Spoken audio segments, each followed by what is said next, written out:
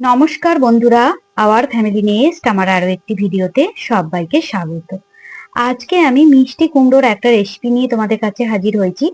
লুচির সাথে যে মিষ্টি কুমড়োর ছক্কাটা আমরা খাই বা অনুষ্ঠান বাড়িতে যেভাবে বানানো হয়, আজকে আমি সেই রেসিপিটাই কিন্তু একদম নিরামিষ ভাবে এই মিষ্টি কুমড়োর ছক্কাটা বানাবো, যেটা লুচি পরোটার সঙ্গে বেশ ভালো লাগে খেতে। তো এখানে আমি ডুমো ডুমো করে আলু কুমড়ো কেটে নিয়েছি, সাথে দেখো ছোলা নিয়েছি কিছুটা, ভেজানো ছোলা অল্প একটু নিয়েছি।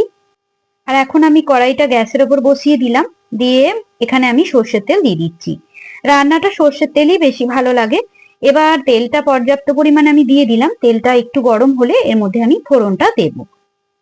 তো এই পর্যন্ত এসে যেসব বন্ধুরা লাইক দিতে ভুলে যাচ্ছ, প্লিজ বন্ধু একটা লাইক দিয়ে আমার সাথে থেকো। এখন আমি এই তেলের মধ্যে অল্প একটু হলুদ দিয়ে দিলাম। তেলের মধ্যে অল্প একটু হলুদ দিয়ে তেলটাকে ভালো করে আমি গরম করে নিয়েছি। দিয়ে গ্যাসের ফ্লেমটাকে একদম কমিয়ে রেখে প্রথমে আমি কুমড়োগুলো একটু লাল লাল করে ভেজে নেব। কুমড়োগুলো একটু লাল লাল করে হাই ফ্লেমে আমি ভেজে নেব, যাতে কুমড়োগুলো নরম হয়ে না যায়, জল ছাড়তে শুরু না করে। তার আগেই কিন্তু কুমড়োগুলোকে একটু লাল লাল করে ভেজে নিতে হবে। না হলে দেখবে যে অনুষ্ঠান বাড়িতে যে কুমড়োর ছক্কাটা বানানো হয়, কুমড়োগুলো কিন্তু একদম গলে যায় না, কিন্তু সুন্দর বেশ মুচমুচে করে বেশ ভাজা থাকে, ভালো লাগে খেতে। তার জন্য আমি কুমড়োগুলো প্রথমে একটু ভেজে তুলে নিচ্ছি। এই সময় একবার আমি ঢাকা দিয়ে দিলাম। ঢাকা দিয়ে এইভাবে আমি ভেজে নিচ্ছি কুমড়োগুলোকে।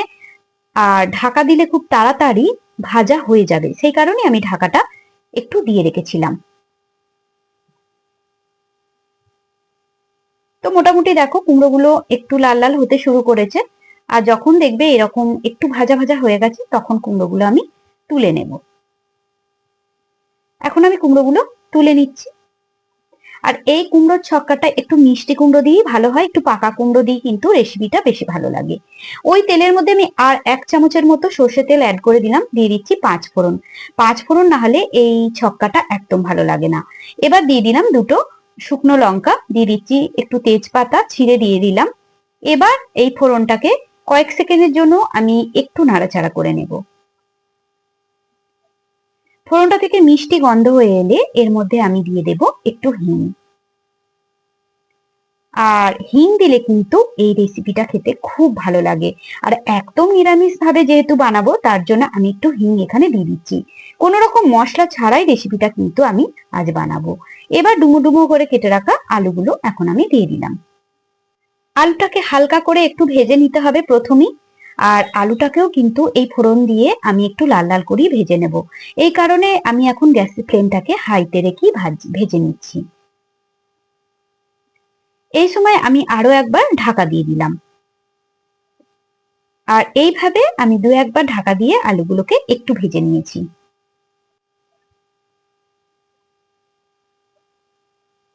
আসলে একদম ভালো করে না ভাজা হলে এই রান্নাটা খুব একটা ভালো লাগে না। এখন এর মধ্যে আমি যে ভেজানো ছোলাগুলো দিয়ে দিচ্ছি। ছোলাগুলো দিয়ে হালকা করে আরো একবার নাড়াচাড়া করে নেব। এখন আমি গ্যাসের ফ্লেমটাকে কিন্তু একদম হাইতেই রেখেছি।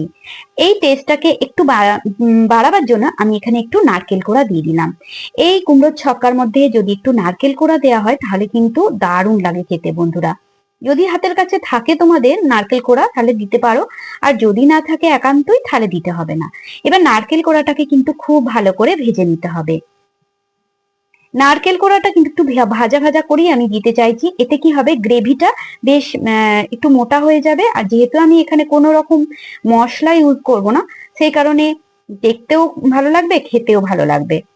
এই কারণে আমি কিন্তু একটু হাই ফ্লেমেই নারকেল কোড়াটা ভেজে নিয়েছি।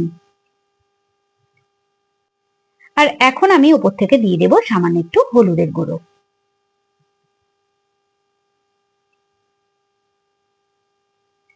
হলুদ গুঁড়োটা দিয়েও কিন্তু আমি এখন আরো একবার ভেজে নেব। এখন কিন্তু আমি নুন দিইনি, তাহলে জল ছাড়তে শুরু করে দেবে।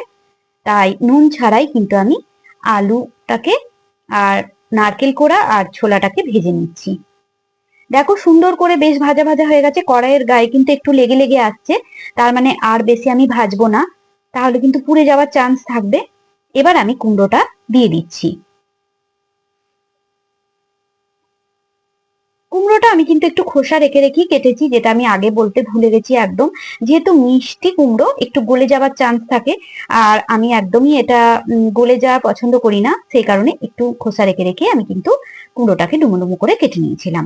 এবার আমি অল্প একটু নুন দিয়ে দিলাম স্বাদ মতো, দিয়ে খুব ভালো করে আমি সবজিগুলোকে নাড়াচাড়া করে নেব। গ্যাসের ফ্লেম কিন্তু এখন আমি মিডিয়ামে রেখেছি। এবার আমি এখানে গরম জল দিয়ে দিচ্ছি। অবশ্যই কিন্তু গরম জল দিতে হবে, ঠান্ডা জল দেওয়া চলবে না। গরম জল অল্প একটু দেব, খুব বেশি না। এবার একটু নাড়াচাড়া করে এটা কুক হতে দেব। মিনিট 5-7 জন্য এটা কিন্তু কুক হতে দিতে হবে, তাহলে কুমড়ো আলু সুন্দর সেদ্ধ হয়ে যাবে। এবার আমি উপর থেকে কয়েকটা কাঁচা লঙ্কা এখানে দিয়ে দিলাম, ঢাকা দিয়ে দেব, দিয়ে এটা সেদ্ধ হতে দেব। ঢাকা খুলে দেখাচ্ছি, দেখো বন্ধুরা, আমি কিন্তু গ্যাসের ফ্লেম কমিয়ে কুক হতে দিয়েছিলাম।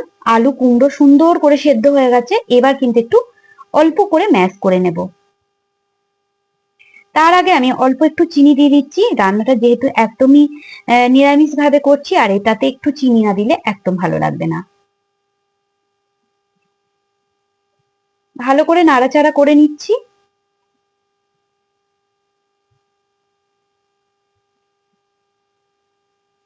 লুচি পরোটার সঙ্গে দুর্দান্ত খেতে লাগে এই কুমড়োর ছক্কাটা। তো এবার একটু খুন্তি দিয়ে নাড়াচাড়া করে নিলাম।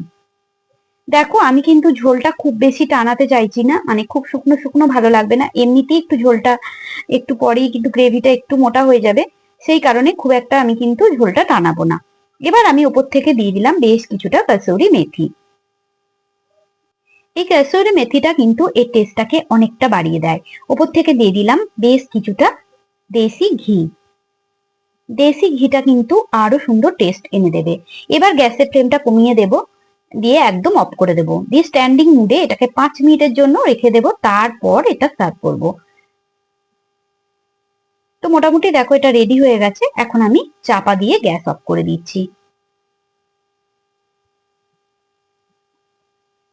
5 মিনিট পর আমি সার্ভ করে নিলাম। বন্ধুরা, কেমন লাগলো আমার আজকের এই রেসিপিটি? যদি ভালো লেগে থাকে, বন্ধু বান্ধব আত্মীয় স্বজনের সাথে একটু শেয়ার করে নিও। আমার চ্যানেলে যারা নতুন বন্ধু রয়েছে, চ্যানেলটিকে এখনো যদি সাবস্ক্রাইব করে না থাকো বন্ধুরা, অবশ্যই চ্যানেলটিকে এইরকম রেসিপি পেতে অবশ্যই সাবস্ক্রাইব করে রাখো, আর অবশ্যই পাশে নোটি বেলটা অল করে রেখো, তাহলে সবার আগে সবার প্রথমে তোমাদের কাছে আমার রান্নার নোটিফিকেশন গুলো পৌঁছে যাবে।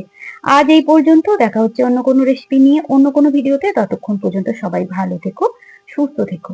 ধন্যবাদ।